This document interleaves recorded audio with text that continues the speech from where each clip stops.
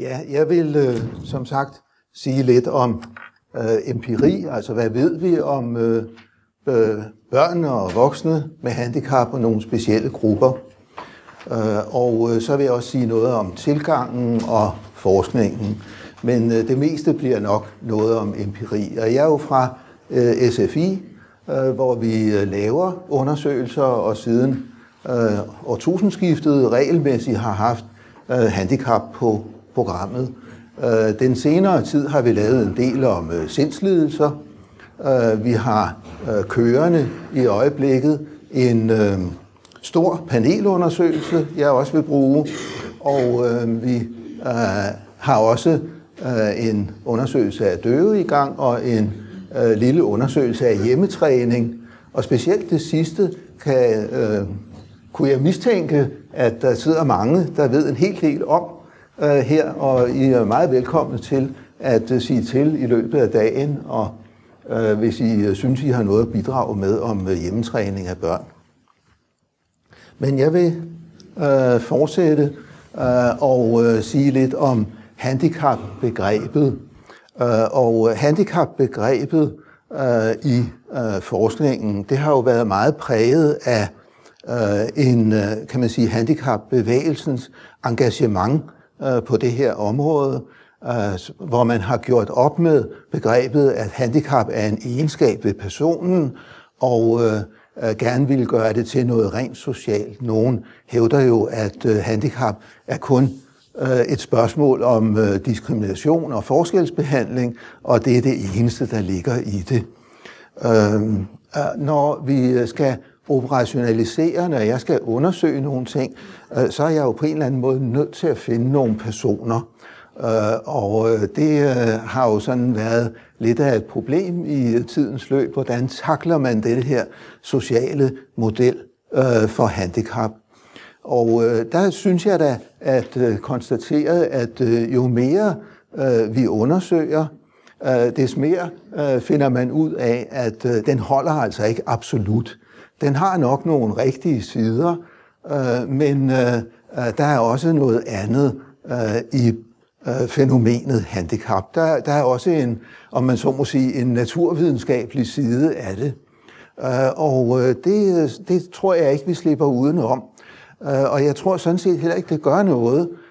Jeg vil egentlig sige, at det er måske den, hvad skal man sige, meget ideologiske tilgang til handicap, der har været fremherskende i nogle årtier. Den har nogle mangler, og den gør måske også, bliver måske også til et problem for mennesker med handicap, hvis den bliver trukket for meget ned over hele området. Så jeg vil egentlig sige, at den er måske også et udtryk for, at der er blevet forsket for lidt, og det er meget lidt, der er blevet forsket, og det vil jeg også illustrere her, hvor lidt vi egentlig ved om de forskellige grupper, og vi skal måske have fat på meget mere af også af den grundlæggende forskning.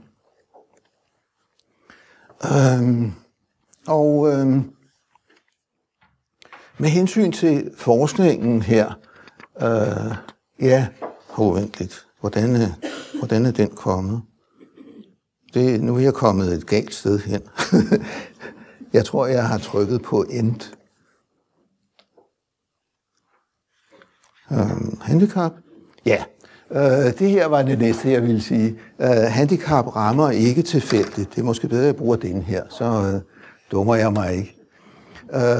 Og det er jo så noget af det, der egentlig chokerede mig, da jeg fik fat på det.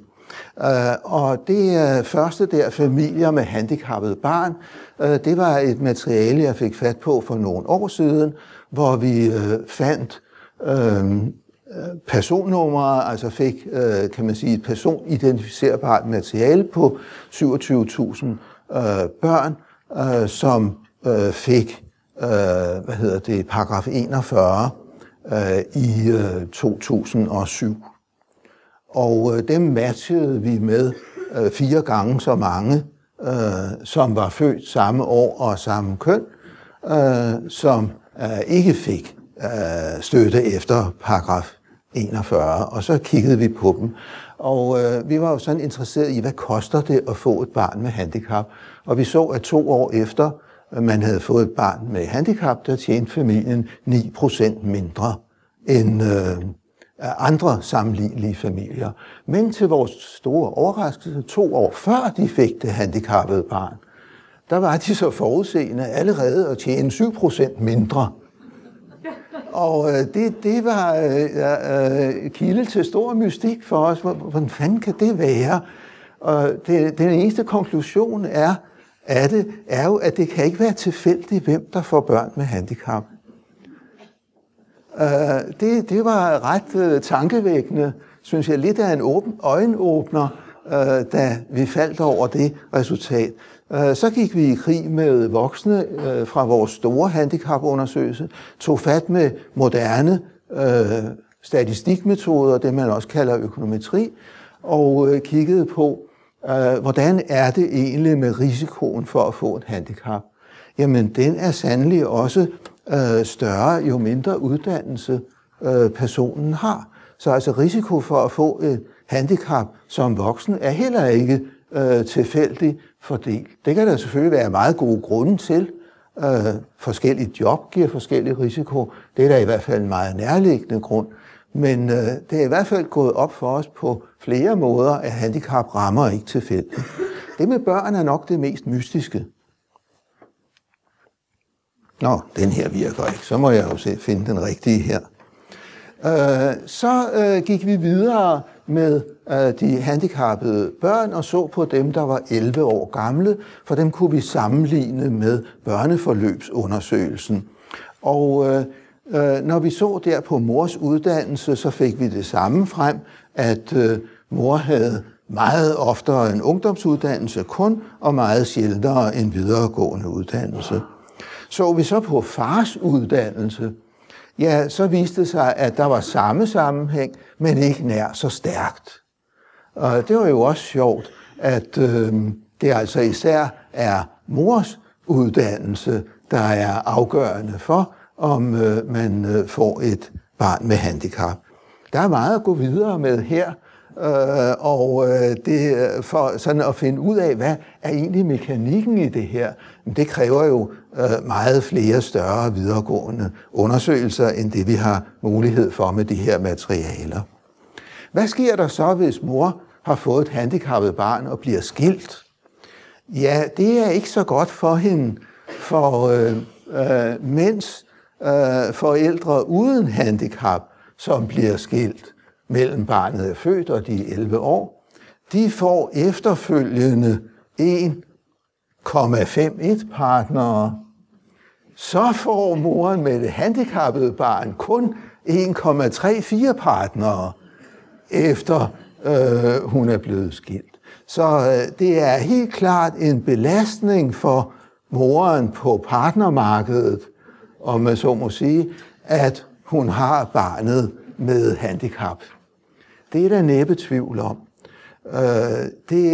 Jeg synes, at den her vinkel på det, personens værdi på partnermarkedet, synes jeg er en interessant ting, også fordi det er noget, der egner sig vældig godt til registerundersøgelser, og det er nok noget af det, vi skal have fat på lidt længere sigt, så jeg tror, det er en ting, der vi vil tænke lidt i, når vi undersøger. Det er jo meget afgørende at finde på noget, man kan undersøge. Hvis vi ser på de 27.000, så gik vi også dem nærmere efter. Nu sagde jeg, at forældrene havde mindre indtægt. Ja, det er rigtigt. Men der var også noget andet. Vi kan faktisk også gennem registerundersøgelser spore folks moral. Og det er måske ganske overraskende for mange, men der er et lille trick til det. Vi kan se på, hvor mange halvsøskende har man i forhold til antal helsøskende. Og der viser en meget klar forskel, kæmpestor forskel, mellem børnene med handicap og børnene uden handicap. Børnene med handicap havde betydeligt flere halvsøskende, også der var født, inden de blev født. Så det er altså ikke den samme slags mennesker, som får børn med handicap og børn uden handicap. Og det kan man jo sådan spekulere lidt over, hvordan søren kan det være? Det vil jeg sige, det ved vi jo ikke nok om, men det kunne da være interessant at gå videre og finde ud af, hvad ligger der egentlig i det? Jeg har også hørt, men det er ikke noget, vi har sådan, hvad skal man sige, data og sådan noget fast på, men når vi har undersøgt og været i socialforvaltninger og spurgt om børn med handicap, så får vi da tit at vide, at for de børn er der betydeligt flere sociale sager, der også har med andre ting at gøre end barnets handicap. Så også det tyder jo på, at det er en speciel gruppe, vi har her. Hvis vi derimod ser på i vores generelle handicapundersøgelser, hvilke forældre, der er medlem af handicaporganisationer, jamen så finder vi, at de forældre, de har en gennemsnitsindkomst, der er højere end andre forældre. Så der har vi altså en stærk udvælgelse, sådan at organisationsfolkene, det gælder også for almindelige handicaporganisationer af voksne handicappede, at det er ligesom en elite, der går ind i dem. Se, nu ved vi jo godt, at det er sådan, at barnet vokser med udgangspunkt i familien og ud i samfundet. Og i familien, der klarer langt de fleste børn sig. Når de så skal ud i institution, så stiger kravene, så opdager man, at nogen har et handicap. Når skolen starter, opdager man, at nogle flere har et handicap. Når børnene begynder at få et kønsliv, opdager man, at endnu flere har et handicap. Når de skal ud i uddannelse, opdager man igen nogen, osv. Så hver gang der stilles krav, kan man sige, så opdager man nye handicap. Og hvis vi så ser på, hvilke, nu vil jeg sige sådan lidt om familierne med handicap, fra vores undersøgelse af de 11-årige, og 11-årige børn, født i 98, som vi sammenligner med SFI's børneforløbsundersøgelse med 11-årige børn født i 95. Desværre kom der til at gå de 3 år, men jeg tror ikke der er ikke sket så meget på de 3 år, så vi kan godt sammenligne de 2 grupper. Og først så har jeg fordelt her børnene på typer af handicap. De blå, det er drenge, og de grønne er piger. Og som de fleste sikkert her er helt klar over, så er gruppen af drenge betydeligt større end gruppen af piger. Og det gælder især, når man ser på ADHD og det, vi kalder her børnepsykiatriske problemstillinger, hvoraf mange nok, måske de fleste, det er former for autisme. Der er drengene i stærkt overtal, men i øvrigt er de i overtal hele vejen igennem. Og det er 2 store grupper, udviklingshæmmede også en stor gruppe, og så har vi nogle mindre grupper her, mobilitet, sanse og talefejl, ordblindhed. Og så er der en lidt stor anden diagnose, men det er jo i virkeligheden en hel masse, mange små grupper, der er fordelt på alt muligt. Det er så de børn, som jeg har nogle resultater om her i det følgende. Se, familien behandler deres barn med handicap anderledes. Vi har spurgt om, hvad de taler med deres barn om. Vi har sådan kopieret undersøgelserne fra børneforløbsundersøgelsen, altså spørgsmålene, for at kunne sammenligne. Så vi har måske ikke stillet lige de spørgsmål, vi ville, hvis vi havde koncentreret os om handicap. Men vi er jo nødt til at sammenligne med andre børn for at få et billede. Det er sådan, at forældrene, det er mor, vi har spurgt. Der vil jeg lige understrege, der er ikke nogen kønspolitisk holdning i, at vi har spurgt moren. Jeg tror, vi havde fået præcis de samme ting frem ved at spørge faren, men der er jo grænser for bevillingerne, så vi valgte at spørge moren. Der er mange ting, de taler lige så meget om, men sundhed og forhold til lærer, det taler de mere om. Kammerater kun lidt mere. Men vi skal se nemlig, at både forhold til lærer og kammerater er et stort problem for mange børn med handicap. De tager sig mere af barnet med handicap. Nu har jeg skrevet noget, som jeg godt vil rette, så det vil jeg lige sige. Fordi de tager barnet med i nogle huslige gøremål, men de kræver klart mindre af barnet. Det var sådan, det skulle formuleres, hvis jeg skulle være mere præcis. Her har jeg nogle tal om det, eller søjler.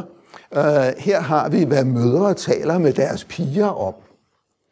Og der ser vi så forhold til lærer, fysisk sundhed, psykisk sundhed, det er langt mere end for andre børn. Forhold til venner kun lidt mere. Hvad mødre taler med deres drenge om, det er præcis det samme. Så det er sådan set ingen grund til at gå i detaljer med. Hvad gør mødre sammen med deres piger? Ja, hvad de mere gør, det er at tage på ture, laver mad, hjælper i huset, læser højt og leger sammen. Og det er især der, at forskellen er, leger sammen. Jeg vil næsten sige med erfaring hjemmefra, der skal meget til, at en mor leger med sine børn. Ikke? Altså det er noget, faren gør. Han er selv sådan lidt barnlig i det, ikke? Men en mor, der leger med sit barn, det er lidt usædvanligt. Men det kan godt være, at de andre har det anderledes, men det er så min fordomme. Men derimod, hvad man gør mere ved det andet barn, det er at lave lektier og shopper. Det er så moren og pigerne, men ser vi på, hvad moren gør med drengene, ja, så er det åbenbart nødvendigt med lidt mere lektiehjælp, når det er drenge. Det kan jeg også godt se sådan fra egen erfaring, at det er nok rigtigt. Men ellers har vi nogenlunde samme billede. Men det fører jo til, at barnet får et andet billede af sig selv end barnet uden handicap. Og de får andre præferencer. Og vi kan se på de spørgsmål, vi stiller, at børnene foretrækker i højere grad at arbejde for sig selv. De er ikke så glade for gruppearbejde. Og børnene kan lide at lave lektier. Og det er egentlig især fantastisk, fordi det er så kombineret med det. Måske er det ikke de samme, men det er i hvert fald kombineret med, at flere af dem synes, at stoffet er for svært, og de keder sig mere. Men det kan jo være forskellige børn, der siger de ting. Nu har jeg kun de samlede resultater, men man kunne jo gå lidt ind i data og se, hvordan det er. Og her har jeg børns vurdering af sig selv i skolen, og det her, det er alle de ting, hvor de egentlig siger de samme som ikke handicappede børn. De synes, de er gode til sport og til de fleste fag. De kan lide at arbejde i grupper. Her, der har vi det samme, men der kommer også en senere. De er gode til matematik, og det er kedeligt at lave lektier, og de kan lide at bruge deres hænder. Men her, hvor vi har forskellen, lærerne hjælper dem mere. De kan lave opgaver uden fejl. Så vi har altså sådan et vist engagement i skolen fra dem. Men de keder sig som regel. I timerne har vi også. De kan godt lide at lave lektier. De synes, skolearbejdet er for svært, og de kan bedst lide at arbejde for sig selv. Der svarer de det mere end ikke handicappede børn. Så man kan, jeg vil næsten sige, det her minder mig lidt om de ting, man også ser. Nu så jeg lige på vejen i Politikken i dag, der står noget om overintelligente børn. Det er jo også en form for handicap. Og der er mange af de samme træk. Altså at de foretrækker at arbejde for sig selv, og de kan kede sig, og Der er rigtig mange af de samme træk i virkeligheden, og det kan vi også se lidt senere. Så der er, det kan vi jo så se på, hvordan vi skal vurdere det. Men her har jeg så også, her er nogle rigtig store forskelle, og det er, når vi spørger om de problemer, børnene har. Og de har den største forskel, den finder vi på koncentrationsproblemer. Det har de i væsentligt større omfang end andre børn. Det skal vi nu se senere, for vi har også kan jeg godt afsløre, en undersøgelse af blinde børn. Og der viser det sig, at blinde børn, de har faktisk overhovedet ingen koncentrationsproblemer. Det fik mig til at tænke på, at der er jo børn, hvor man sætter en skærm op omkring dem, så de ikke kan se så meget. Så synet kunne jo godt tænkes at være årsag til, eller mekanisme i en del koncentrationsproblemer. Psykiske problemer, tale- og sprogproblemer selvfølgelig, men så også de her konflikt med kammerater og konflikt med lærere. Og det er væsentligt større. Det er jo nærmest dobbelt så almindeligt for børn med handicap her, som for andre børn. Og der finder vi præcis det samme med de overintelligente børn. De har også et væsentligt højere omfang af konflikt med lærere og konflikt med kammerater. Så der er næppe tvivl om, at her har vi et eller andet, der har med de sociale mekanismer at gøre. Hvordan fungerer grupper socialt i forhold til de forskelle, man som mennesker oplever. Det får altså en betydning her for barnet med handicap. Se, det var sådan lidt om, hvad vi vidste om børn med handicap, og så vil jeg også sige lidt om, hvad vi ved om voksne med handicap. Men inden da vil jeg da lige konstatere, at det er faktisk meget lidt, vi ved om børn generelt med handicap. Vi har en stor forløbsundersøgelse, som er løbet fra 95 og frem, hvor børn og forældre, 5.000 børn og deres forældre, sådan er blevet spurgt sådan cirka hver tredje år eller noget i den retning, om efterhånden med lidt mere mellemrum, om mange forskellige ting, hvor vi kan kortlægge en hel del om børn i almindelighed, men vi har ikke noget tilsvarende generelt billede af situationen for børn med handicap, og det synes jeg bestemt, at vi burde få. Det kunne godt hjælpe mange ting lidt videre på vej. Voksne med handicap, der vil jeg først fastslå, det er altså måske en selvfølge, men det er ikke altid, vi tænker på det, at voksne med handicap, det er ikke typisk børn med handicap, der er blevet voksne. For selvfølgelig bliver børnene voksne, og de fleste af dem overlever også, men de får tilslutning af en stor gruppe, der erhverver handicap.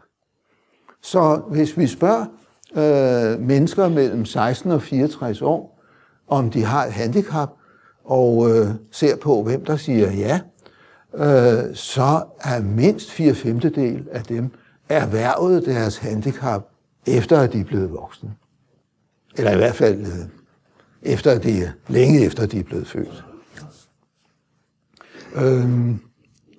Så der er nogle grupper, hvor de fleste også er børn. Det er udviklingshæmmede, ADHD og autister. Men de fleste, det kommer. Det er sådan, at når vi kan se på, vi har spørget nemlig også folk, hvornår har de fået deres handicap. Og der ser vi, at psykiske handicap, de kommer sådan nogenlunde jævnt hen gennem årene, mens fysiske, altså nu tænker jeg på sindslidelser, kommer jævnt fordelt, mens fysiske lidelser kommer især, når man bliver ældre. Og jeg deler i 2 grupper, og det er sådan mere af praktiske grunde.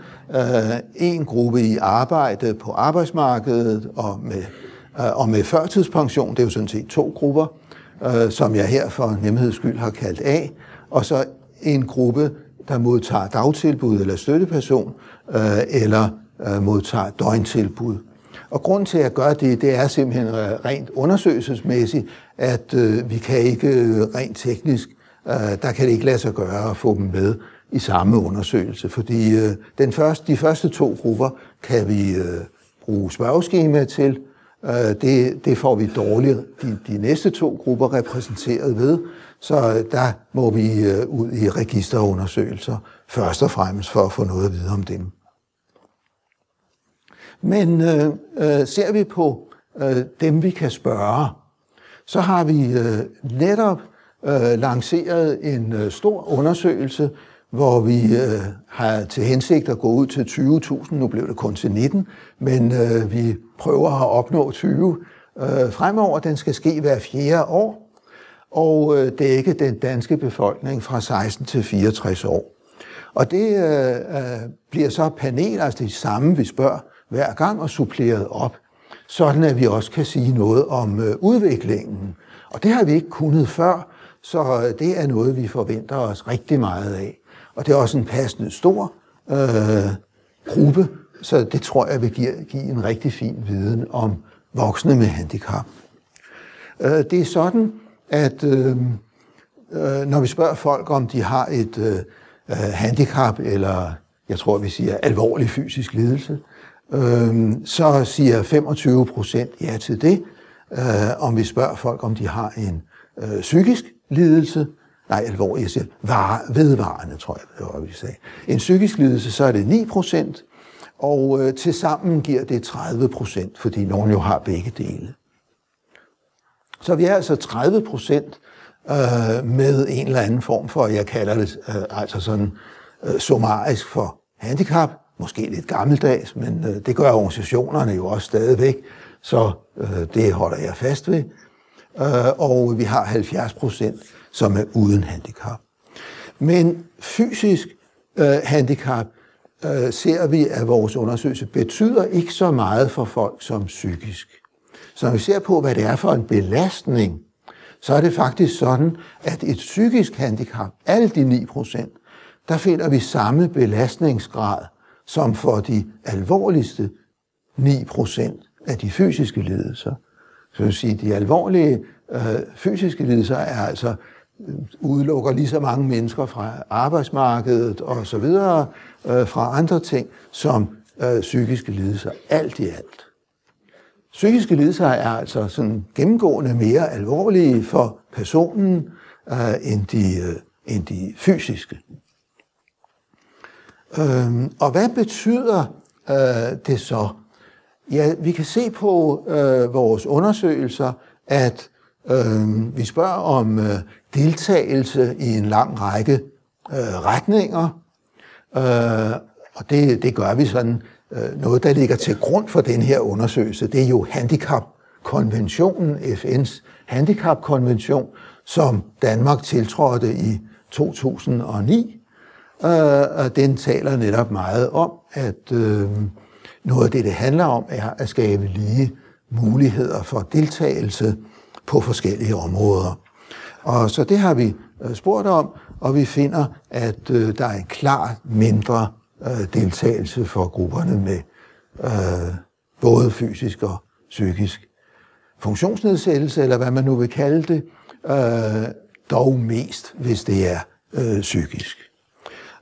Og der er mere diskrimination, og der har vi gjort det, at vi har spurgt folk om diskrimination på grund af deres handicap, men også på grund af deres køn, på grund af deres etnicitet. Jeg kan ikke huske, vi fandt alt, hvad vi sådan kunne forestille os, at man kan diskrimineres på grund af. Og der viser det sig, at det fænomen, som man også har beskrevet tidligere, at mennesker med handicap bliver også diskrimineret mere end andre af andre grunde. Så det er ligesom, at der er sådan en forstærkende virkning, ligesom ved forureningskilder, kan man sige, at den ene ting, den anden ting forstærker hinanden, og giver en ekstra diskrimination for gruppen her. Handicappede er også mere udsat for vold end andre mennesker. Når vi så ser på, hvad det er for aktiviteter, så er der en klar forskel, hvor vi, mens strukturerede aktiviteter, ting, der er lagt i rammer, som for eksempel foreningsaktiviteter, det kan handicappede lettere deltage i, mens spontane ting, som for eksempel deltage i værtshusliv, eller hvad det kunne være, det er vanskeligere. Der har vi større udelukkelse på de felter.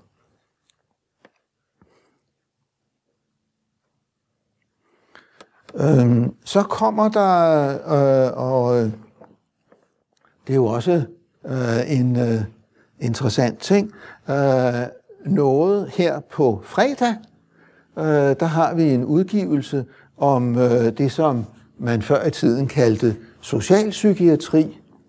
Og det må jeg tilstå, det er faktisk den eneste del af det, jeg kaldte gruppe S før, altså de personer, som vi har i dagtilbud eller botilbud. Det er faktisk det eneste gruppe, vi indtil nu har lavet kortlægning af. Så vi har ikke nogen generel kortlægning af mennesker med udviklingshæmning. Og det vil jeg forfærdeligt gerne have og lave. Jeg synes, det er utroligt, at vi ikke har forsøgt på det, eller har, altså, der ikke er nogen, der har synes, at det var nødvendigt.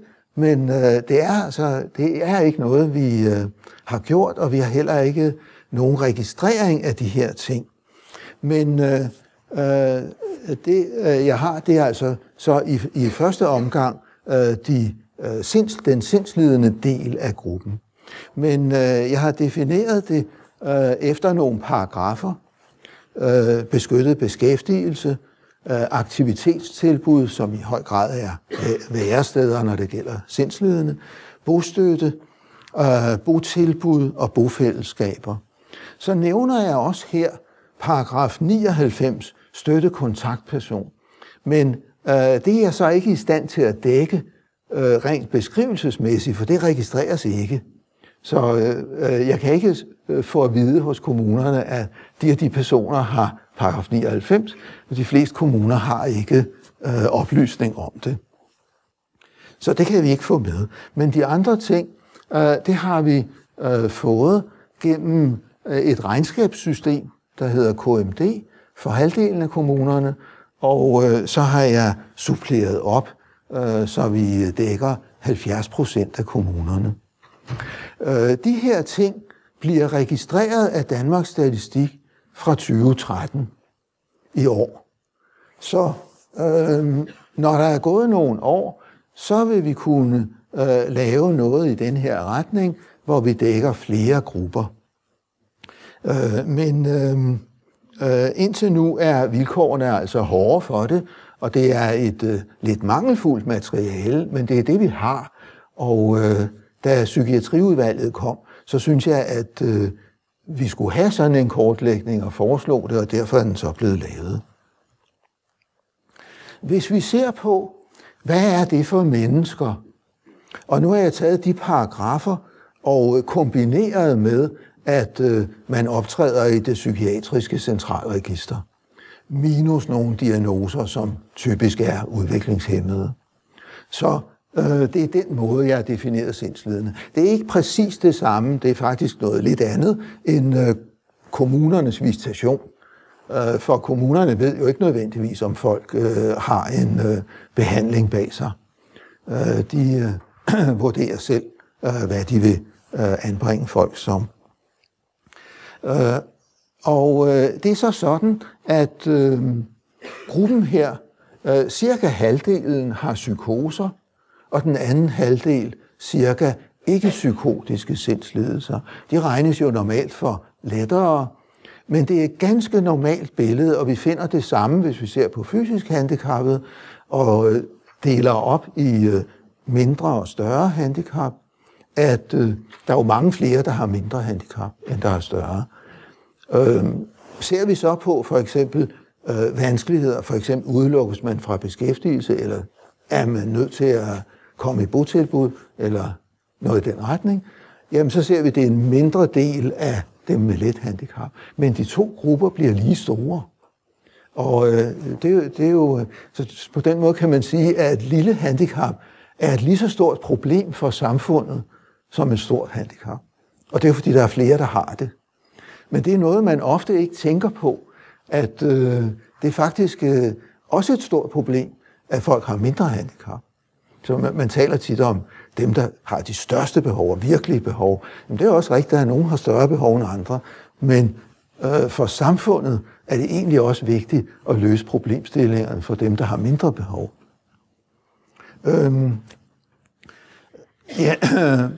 Jeg har nogle intervaller her, mænd fra 50 til 60%. Det er fordi, der er tale om mere og mindre indgribende foranstaltninger, og så jo mere indgribende de er, des flere mænd har vi, des større del har maksimal uddannelse, folkeskole og er ugifte osv. Men derimod ser vi på antal indvandrere, så er det gennemsnitligt i gruppen her.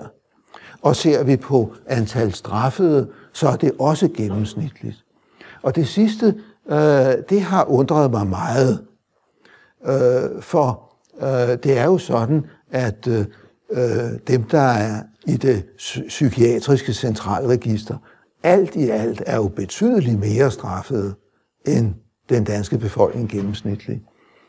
Hvorfor er denne her gruppe det så ikke?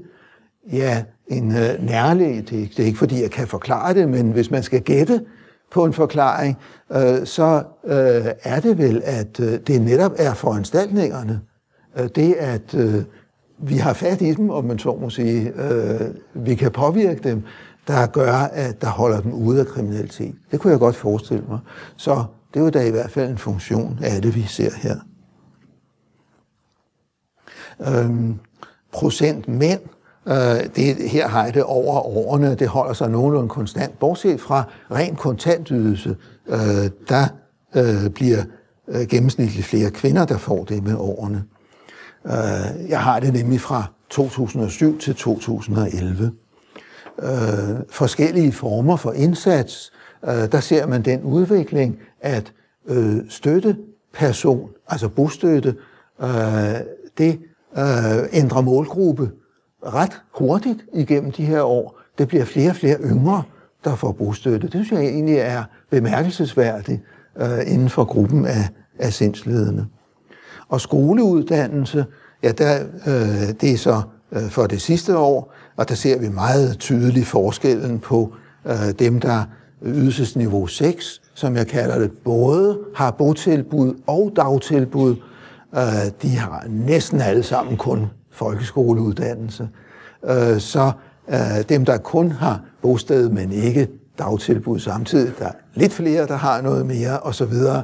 Støtteperson og dagtilbud, og så de næste niveauer, det er så enten støtteperson kun, eller dagtilbud kun, og så dem, der kun har kontant mere udgiftsydelse, det er næsten som befolkningen generelt.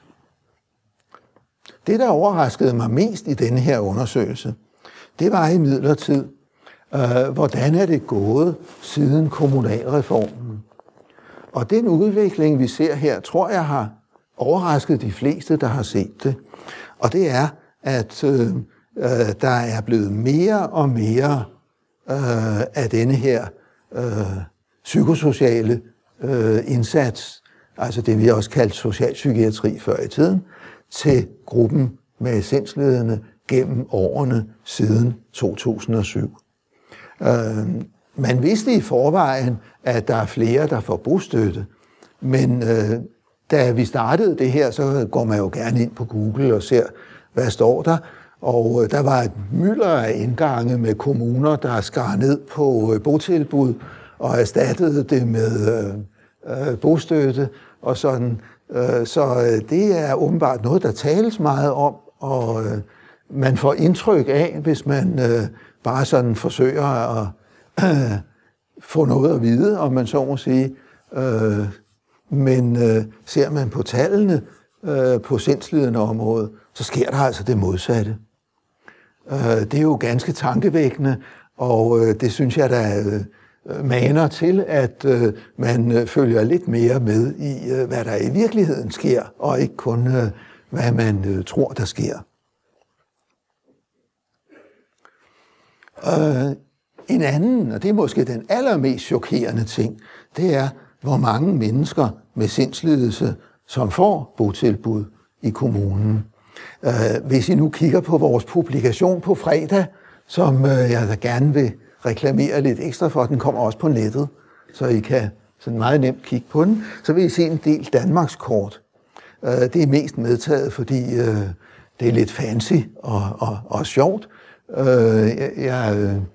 De er utrolig forvirrende, og det er umuligt at finde noget system, når man kigger på det der, hvor har man få i botilbud, og hvor har man mange i botilbud.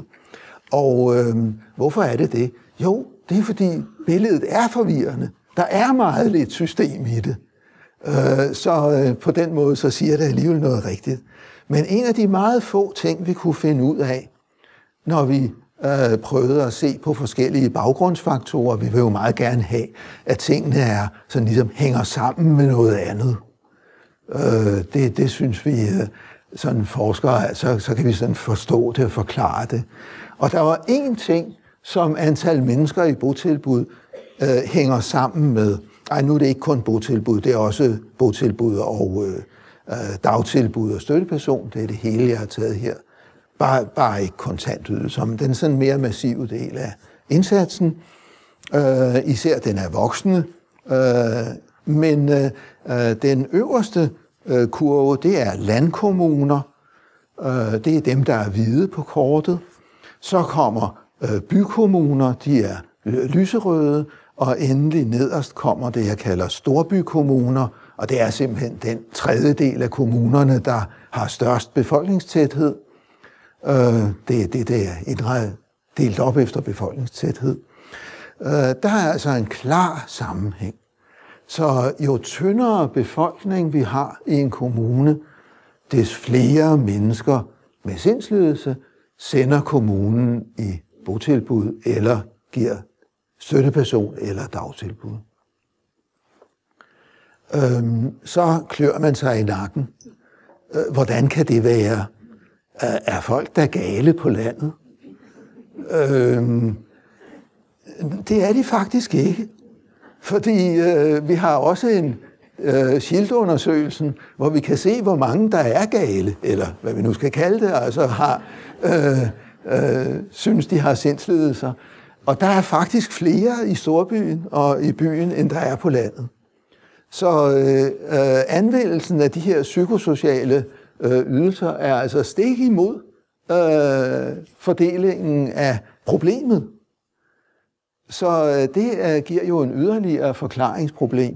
Og det eneste, jeg kan komme på, det er, at vi kan gribe tilbage til vores undersøgelse i 2010 af stigma og psykiske lidelser, hvor vi fandt, at folk med psykiske lidelser faktisk er mindre accepteret, jo mindre befolkningstæthed man har.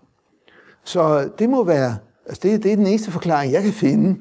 Der kan selvfølgelig være masser af forklaringer, det er sådan lidt overfladisk måde at forklare på, men det er i hvert fald en mulig sammenhæng, at det vi ser her, det er noget, der hænger sammen med den almindelige holdning, man har til, at det er nogen, man kan lukke ud, eller at det er nogen, man skal have lidt styr på. Så kommer en ting, der jeg synes rammer hovedet på sømmet.